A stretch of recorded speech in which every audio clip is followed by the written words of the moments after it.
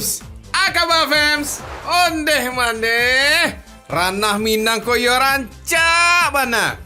Yo taraga bana wa sama makanan yo. Ranah Minang memang selalu menawarkan berbagai atraksi unik dalam setiap jengkal wilayahnya. Masyarakatnya, alamnya, tradisinya, keseniannya. Nah, kulinernya juga nih, ibarat perpaduan yang ciamik. Semuanya bisa selalu dinikmati kalau berkunjung ke sini. Yuk kita datang lagi.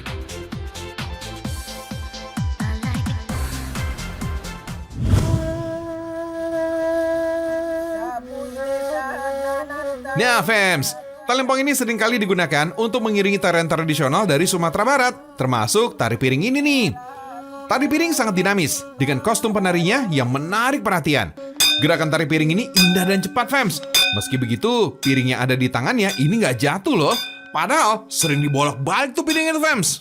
Sebenarnya, gerak tari piring ini terinspirasi silat Minangkabau yang dipadukan dengan gerakan akrobatik. Warisan berharga para leluhur orang Minang.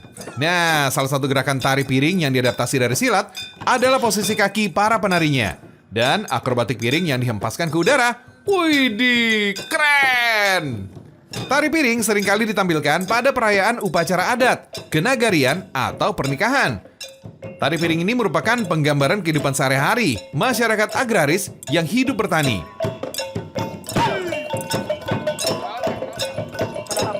Tari piring ini ada beberapa daerah nih di Sumatera Barat. Gerakan pada tari piring menggambarkan aktivitas para petani ketika mengolah lahan pertanian.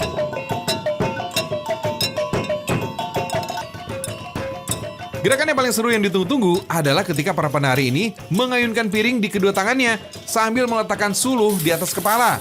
Dan para penari lalu berkeliling melalui deretan piring. Piring yang ditaruh di tanah lalu diinjak, Fems. Wow! Maknanya dalam kehidupan kita sehari-hari itu pasti tidak mulus. Pasti ada onak dan duri. Itu bukan kita hindari, kita harus lewati. Apapun risikonya.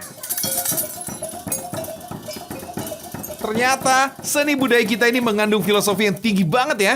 Bisa sebagai sarana untuk memahami hidup. Wah, keren banget deh. Bangga menjadi orang Indonesia.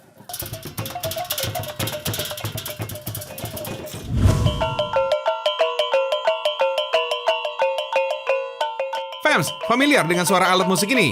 Yup, talempong. Talempong ini adalah alat musik tradisional yang sering digunakan dalam berbagai acara adat Minangkabau. Sekilas bentuknya mirip dengan bonang ya, bagian dari alat musik tradisional gamelan Jawa. Di daerah Jorong Kapalkoto, Dusun Petalang, Kecamatan Sungai Pua, Kabupaten Agam, masih ada loh rumah industri yang masih memproduksi talempong. Jika gamelan ini dibuat dengan cara ditempa, berbeda dengan talempong sahabat. Talempong dibuat dengan cara dicor. Wah, unik banget ya. Kita buat cetakan talempongnya dulu ya, dengan bantuan lilin. Setelah lilin mencair, masukkan deh ke dalam cetakan. Lalu celupkan ke dalam air. Setelah mengeras, lepaskan dari cetakannya ya. Selanjutnya, cetakan lilin ini dilapisi dengan tanah liat dan pasir. Pelapisan harus dilakukan sebanyak 3 kali, Fems. Karena kalau terlalu tipis, talempong ini akan mudah rusak atau pecah. Bukan cuma tanah liat dan pasir, lapisan cetakan ini juga harus ditambah dengan sekam padi. Tujuannya sih untuk meredam proses memuainya logam dan memberikan pori-pori tanah untuk membuang udara dan gasnya. Jika sudah dilapisi, cetakan tinggal dijemur sampai kering. Sekarang kita lelehkan nih bahan baku pengecoran talempongnya ya. Yuk!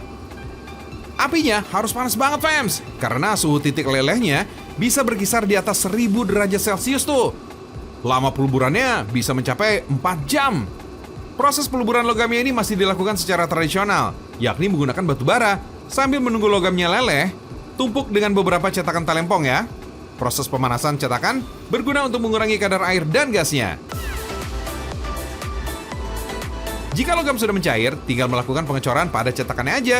Proses pengecoran harus dilakukan dengan cepat. Jika terlambat, maka cairan logam ini akan kembali mengeras. Sia-sia deh jadinya. Jika cetakan dirasa sudah penuh, tutup dengan pasir untuk merendam panas dari cairan logam dalam cetakan. Satu buah talempong ini biasanya membutuhkan sekitar 1 cairan logam.